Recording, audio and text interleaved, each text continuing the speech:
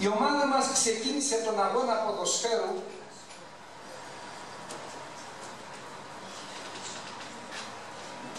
συμβολικά με 6 παίκτες.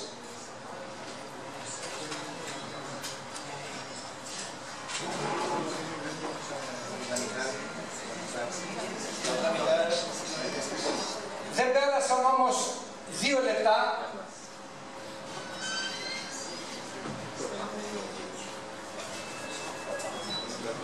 και την ομάδα την ενίσχυσαν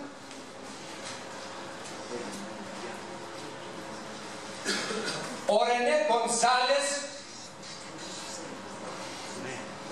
με την ψυχή και το κορμί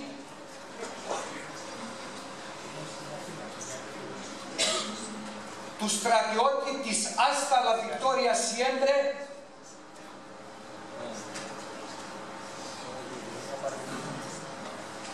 Σάβα Κοφίδη.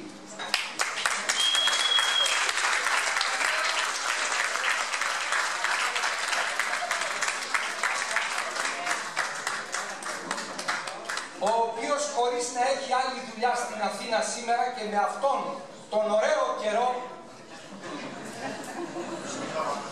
γιορτάζει ο καιρός για σας, φως, αστραπές για τη δική σας επανάσταση.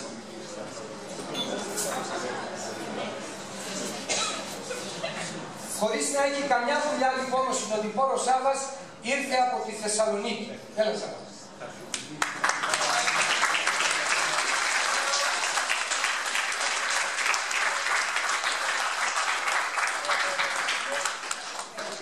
Στο 3ο λεπτό του αγώνα όρμησε στον αγωνιστικό χώρο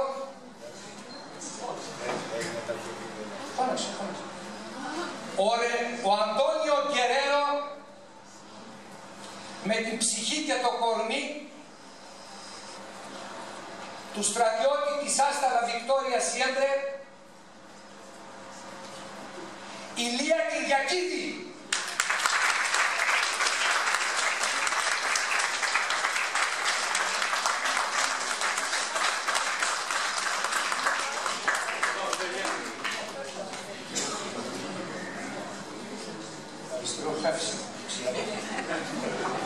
Στο 4ο λεπτό του αγώνα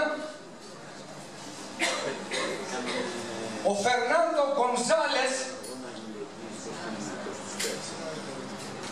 χωρίς να πάρει την άδεια από τον επόπτη μπήκε στο γήπεδο με την ψυχή και το κορμί του στρατιώτη της Hasta la Victoria Siempre Ηλία Ατματσίδη.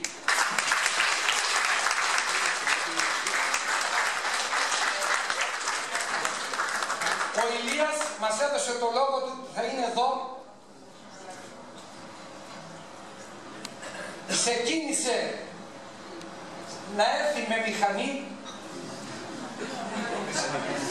και γύρισε ξανά πίσω.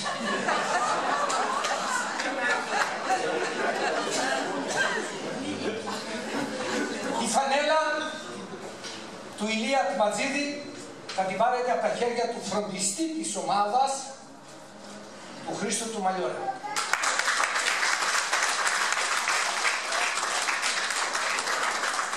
Στο 5ο λεπτό του αγώνα, στον αγωνιστικό χώρο μπήκε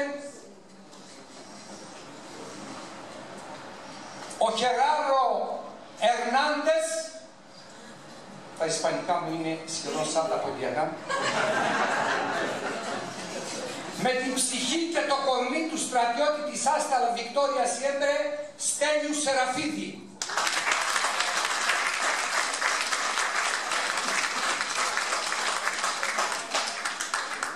Δεν ξεκίνησε να έρθει με μηχανή, αλλά πήρε το αεροπλάνο και πήγε στον εγγονό του στα Χανιά.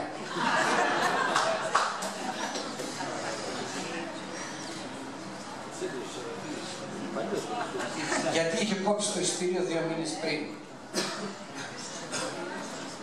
Έτσι μας κάνουν οι εταιρείες. Στο 7ο λεπτό συμπλήρωσε η 11η της ομάδας, μπαίνοντας στον αγώνα ο ο Ραμόν Λαμπανίνο, με την ψυχή και το κορμί του στρατιώτη της κίνησής μας, Βασίλη Λέκα.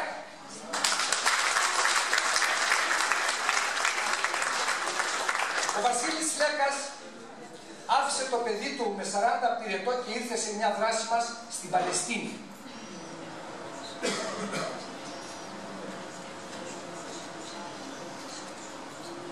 Σήμερα πήγε στην Κρήτη, στην Κύπρο να τραγουδήσει, για να μην έχει πυρετό το παιδί του.